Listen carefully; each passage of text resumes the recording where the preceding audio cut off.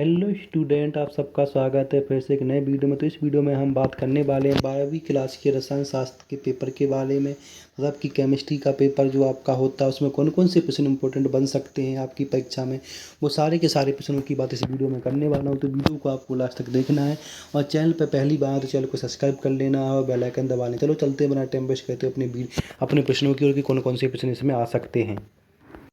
तो यहाँ पे आप जैसे कि देख सकते हैं, आपकी 12वीं क्लास का रसायन शास्त्र का मतलब पेपर जो प्रश्न इसमें आप कौन कौन से आ सकते हैं वो सारे के सारे प्रश्न इंपॉर्टेंट प्रश्न बताने वाला हूँ। तो वीडियो को आपको लास्ट तक देखना है और चैनल पर पहली बार तो उसको सब्सक्राइब कर लें। तो पहला प्रश्न तैयार कर लेना आपको, मोल प्रभाज्य किसे कहते हैं, इसको तैयार कर लेना। और दूसरा वाला निम्न को समझाते हुए इनको आपको समझाना है कि मोलरता क्या है, मोलरता क्या है, फॉर्मलता क्या है, नॉर्मलता क्या है, पार्ट्स पर मिलियन क्या है, प्राशन एवं प्राशन क्या है। ये सारे के सारे बिंदु को आपको समझाना है और मिलियन क्या है। तो ये सारे के सारे बिंदु इनकी आपको परिभाषा लिखनी है, ठीक है। प्रश्न नंबर सेकंड में अब प्रश्न नंबर तीसरे पे आते हैं, जिसमें लिखा है समपराशरी विलयन किसे कहते हैं। प्रश्न नंबर तीसरे में लिखा है समपराशरी विलयन किसे कहते हैं। इस प्रश्न को आपको तैयार कर लेना है, ठीक है। जितने मैं प्रश्न इसमें बता रहा हूँ वो सारे के सारे प्रश्न इंपॉर्टेंट है, तो इन प्रश्नों को आपको याद करके जाना है और पेपर के टाइम पे इन्हीं प्रश्नों को देख के जाइएगा। इन्हीं प्रश्नों से आप पेपर में पास हो जाओगे, ठीक है। अब प्रश्न नंबर 3 मैंने बता दिया है। प्रश्न नंबर अब इसमें आप 4 देखोगे, तो प्रश्न नंबर 4 में क्या पूछा गया वो देख लीजिएगा आप एक बार यहाँ पे। तो यहाँ पे प्रश्न नंबर 4 आप देखेंगे तो प्रश्न नंबर 4 में क्या पूछा गया। प्रश्न नंबर 4 में अणुसंख्यक गुणधर्म को उदाहरण से समझाइए, इसको तैयार कर लेना है।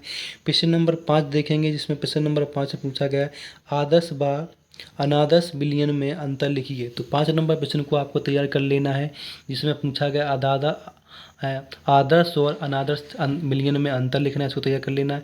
इसके बाद प्रश्न नंबर 6 जिसमें धनात्मक व ऋणात्मक विलयन में अंतर लिखना है, इसको तैयार कर लेना है आपको, ठीक है।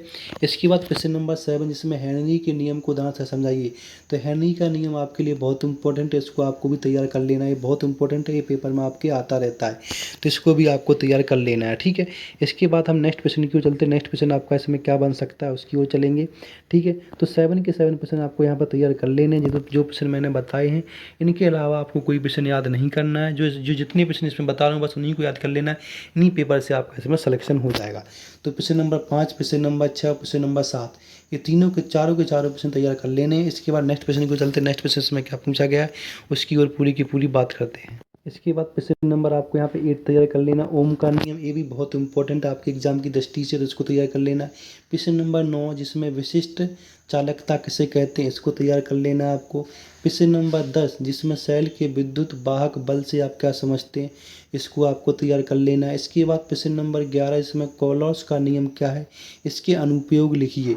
तो कॉलर्स का नियम आपके पेपर में आता रहता है। और प्रश्न नंबर 12 इसमें फेरोड के विद्युत अपघटन के नियम क्या है। तो फेरेड के नियम भी बहुत इंपॉर्टेंट है और कॉलरोस के नियम भी, ये दोनों के दोनों नियम बहुत इंपॉर्टेंट, दोनों के नियम को आपको तैयार करके जाना है पेपर में, ये आपके पेपर में आ सकते हैं, तो इनको आपको अच्छी तैयार करके जाना है। तो मैंने जितने प्रश्न बताए हैं वो सारे के सारे प्रश्न इंपॉर्टेंट बताएं, तो उनको आपको अच्छे से तैयार करके जाना है। अब हम नेक्स्ट प्रश्न की ओर चलते हैं। नेक्स्ट प्रश्न आपका इसमें आ जाता है 13 नंबर प्रश्न। 13 नंबर प्रश्न में क्या पूछा गया वो देख लीजिएगा आप एक बार यहाँ पे। तो यहाँ पे प्रश्न नंबर 13 आपको तैयार कर लें, जिसमें पूछा है लिंगेट किन्हें कहते हैं। 14 नंबर प्रश्न में मानव इलेक्ट्रिक विभव किसे कहते हैं। 15 नंबर कीलेट क्या है, ठीक है। इसके बाद प्रश्न नंबर 16 में पूछा गया सेल स्थायित्व किसे कहते हैं। विशिष्ट चालकता एवं सेल स्थानांक के महत्व संबंध समझाइए, तो इसको तैयार कर लें। प्रश्न नंबर 17 इसमें डेनियल सील का नामांकित चित्र बनाइए। डेनियल सेल में होने वाली रेडॉक्स अभिक्रियाएं लिखिए। तो प्रश्न नंबर 17 को तैयार कर लेना है। इसके बाद प्रश्न नंबर 18 आ जाता है। प्रश्न नंबर 18 पूछा गया है संरक्षण किसे कहते हैं। संरक्षण को प्रभावित करने वाले कारक तथा संरक्षण से बचने वाले उपाय को लिखिए। इसके बाद प्रश्न नंबर 19 आ जाता है, जिसमें बॉट हॉप गुणांक से आप क्या समझते हैं, इसके अनुप्रयोग सूत्र उदाहरण से समझाइए। इसके बाद प्रश्न नंबर 20 जिसमें पूछा गया राउलेट का वाष्प दाब अपवर्तन नियम लिखिए। और राउलेट के नियम की सीमाएं भी लिखिए।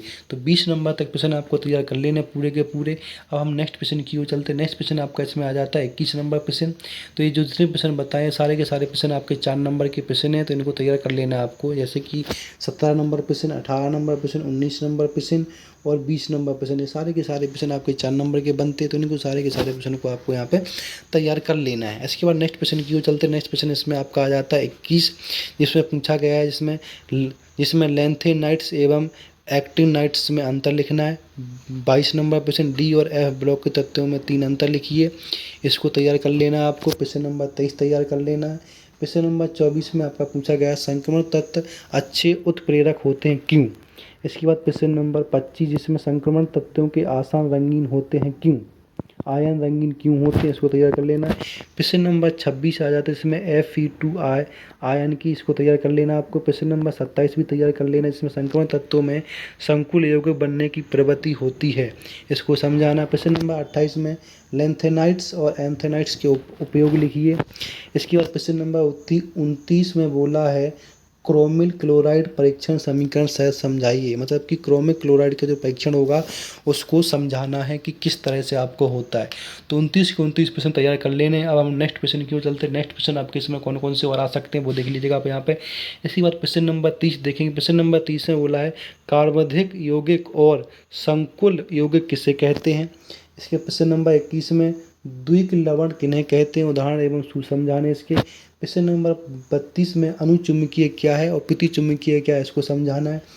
प्रश्न नंबर 33 में वर्नर की अभिधारणाओं के आधार पर उप सहसंयोजक युग्मकों को आवंटन को समझाइए, इसको तैयार करना है। प्रश्न नंबर 34 तैयार कर लेना। प्रश्न नंबर 35 भी आपको तैयार कर लेना है। ये प्रश्न आपके पेपर के लिए बहुत इंपॉर्टेंट है। तो 35 के 35 प्रश्न आपको तैयार कर लेने। जितने मैं इसमें प्रश्न बताए वो सारे के सारे प्रश्न पेपर की दृष्टि से बहुत इंपॉर्टेंट है। तो प्रश्न नंबर 36 और प्रश्न नंबर 37, टोटल 37 के 37 प्रश्न, इन 37 के 37 प्रश्नों को आपको तैयार कर लेना है, बहुत इंपॉर्टेंट है। तो ऐसे इंपॉर्टेंट अपडेट के लिए हमारे चैनल को लाइक करें, सब्सक्राइब करें, वीडियो को ज़्यादा से ज़्यादा शेयर करें। धन्यवाद।